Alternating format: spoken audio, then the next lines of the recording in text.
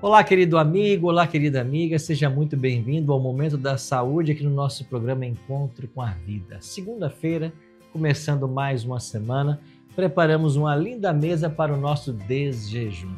E nós vamos começar essa semana e começarmos com o pé direito, viu? Estamos recebendo aqui nos estúdios para trazer sábios conselhos para nós, uma amiga muito querida, doutora Ellen Agapito. Tudo bem, doutora Ellen? Tudo bem, muito prazer, é um prazer estar aqui com vocês. Olha, muito obrigado por ter atendido o nosso convite, por estar conosco ao longo desta semana. Ela vai estar ao longo de toda a semana nos atendendo. Ela que é endocrinologista, já há 18 anos, formada há 23 anos pela Universidade Federal do Pará, e há 10 anos aqui no Hospital Adventista de Manaus. É Exatamente. Isso? Já é a sua minha casa, né? Com certeza, Mas é a minha casa. Doutora Ellen, muito obrigado pelo seu tempo, por nos auxiliar.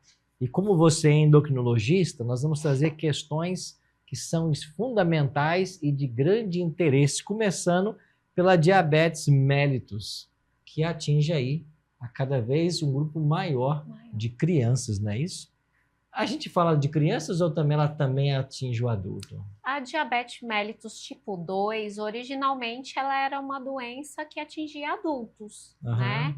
Com as nossas mudanças de estilo de vida e um estilo de vida cada vez mais sedentário e mais rico em açúcares, a gente tem essa faixa etária caindo para adolescentes e até crianças. Mas a tipo 1, ela é só para crianças? A tipo 1, ou se manifesta ainda? Ela se manifesta em crianças, adolescentes e adultos jovens. Também adultos Até jovens. 30 anos de idade ela pode ser diagnosticada. Ok. Bom, e vamos ver então, quais são os principais tipos de diabetes mellitus?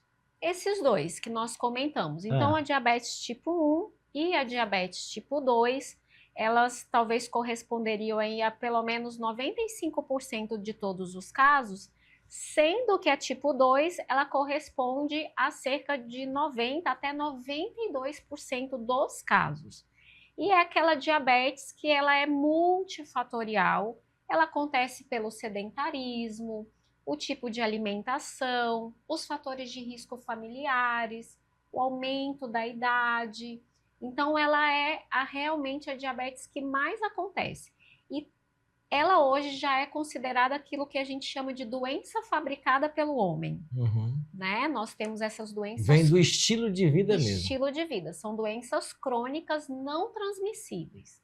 Né? Diferente do tipo 1, que é uma doença autoimune. Eu tenho o sistema imunológico destruindo o meu próprio pâncreas, né? A capacidade do pâncreas de produzir insulina. Falando do tipo 1, então, esses sintomas, quais são os sintomas mais comuns? Ok, então os sintomas no diabetes tipo 1, eles vão acontecer praticamente em todas as situações, sempre, quando eu vou diagnosticar essa pessoa. Eu tenho uma criança ou um adolescente que ao longo de 2 semanas perde peso rapidamente, começa a sentir muita fraqueza, pode ter dor abdominal, pode apresentar inclusive um quadro de náusea e vômito, né? Uma criança que fica muito prostrada, urinando muito, com boca seca, os olhos secos. Então, assim, normalmente é um quadro que faz essa família levar essa criança no pronto-socorro.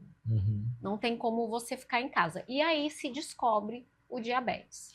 Também tem a questão de sede, a criança sente muita sede? Sim, a boca fica muito seca, a criança fica pedindo por água e você nota uma desidratação mesmo naquela criança ou adolescente. E uma outra pergunta, quais são as principais estratégias que nós temos hoje para o tratamento, então, e o controle da diabetes? Olha, quando a gente fala de estratégias, essa pergunta é muito boa, porque tanto no tipo 1 quanto no tipo 2, nós temos algumas coisas que não podem faltar, que estão relacionadas ao tipo de alimentação e à prática de atividade física. Então, um diabético, quando ele está bem controlado, ele não só pode, como ele deve praticar atividade física, e essa atividade física ela faz parte do tratamento, né? É claro que a alimentação também é importante. Eu vou abandonar tudo aquilo que são os açúcares refinados, essas coisas que a gente compra, sabe, no supermercado, de alimentos ultraprocessados.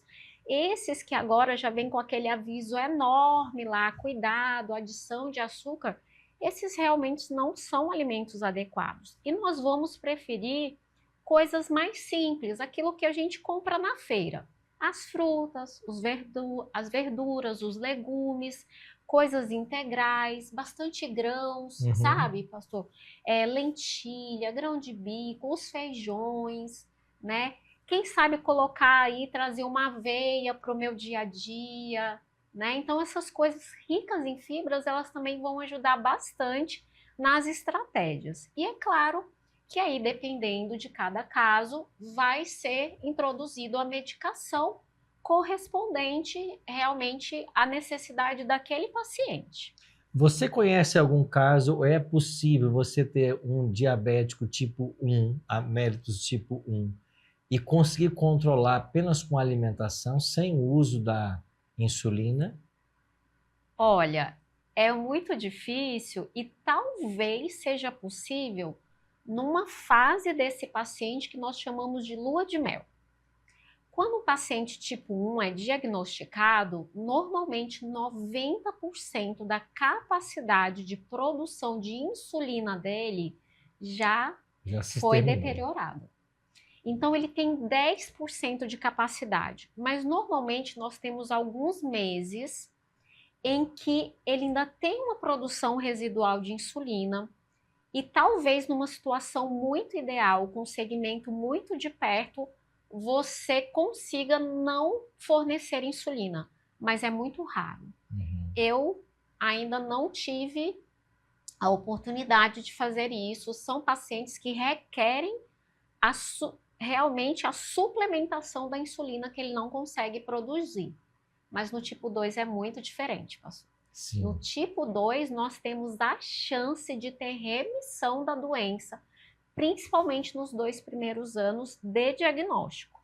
Então, se você é um paciente que foi recentemente diagnosticado, você tem que saber, você pode modificar seus hábitos e ter reversão da doença do diabetes mellitus tipo 2.